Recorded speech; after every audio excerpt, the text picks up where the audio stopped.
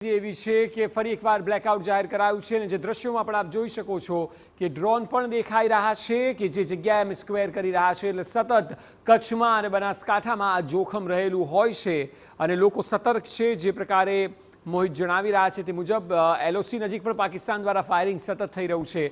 એ સિવાય પંજાબ હોય, રાજસ્થાન હોય, જમ્મુ કાશ્મીર હોય કે પછી ગુજરાત હોય, ચારેય રાજ્યોને ફરી એકવાર ટાર્ગેટ કરાયા હોય તેવી સ્થિતિ સર્જાઈ છે।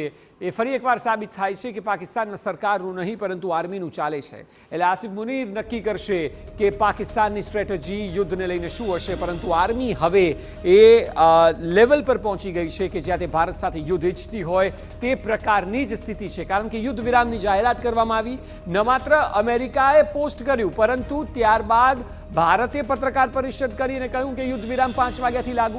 ત્યારબાદ પાકિસ્તાનના વિદેશ પ્રધાન ખ્વાજા આસિફે પણ કહ્યું કે યુદ્ધ વિરામ લાગુ અને જો બંને દેશો વચ્ચે સહમતિ સધાઈ ગઈ હોય તો પછી તેના 3 કલાક બાદ ફરી એકવાર નાપાક હરકત કેમ કરવામાં આવે છે। એ સ્પષ્ટ થાય છે કે અત્યાર સુધી જે લોકો કહેતા હતા કે આર્મી જે દેશ ચલાવે છે પરંતુ તેનો કોઈ પુરાવો નહોતો, આ તેનો પુરાવો પણ છે કે ખરેખર પાકિસ્તાનને આર્મી જ ચલાવે છે। સામાન્ય રીતે દેશમાં આર્મી હોય છે, અહીં આ આર્મીનો દેશ છે। આટલો ફરક પડે છે અન્ય દેશો અને પાકિસ્તાનને સમજવા માટે। આ સ્થિતિ ખરેખર આવનારા સમયમાં પાકિસ્તાન માટે અકલ્પનીય સર્જાઈ શકે છે, કારણ કે હવે ભારત વિશ્વને પણ કહેશે કે અમે તો યુદ્ધ વિરામ માટે સહમત હતા અને અમેરિકા તેનું સાક્ષી છે।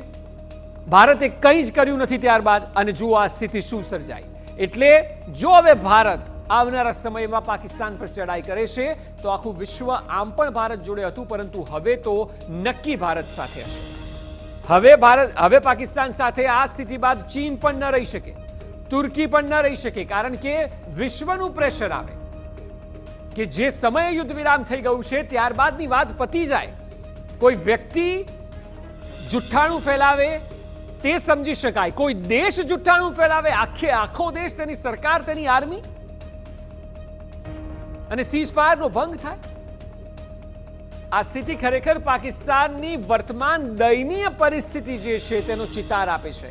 એક તો સરકાર અને સેના વચ્ચે ત્યાં સમન્વય બિલકુલ નથી, સેના ઓવરપાવર કરી રહી છે સરકારને એ પણ દેખાય છે અને સેના આ દેશની બરબાદી લાવશે એ વાત આજના આ કલાક બાદ સાબિત થાય છે।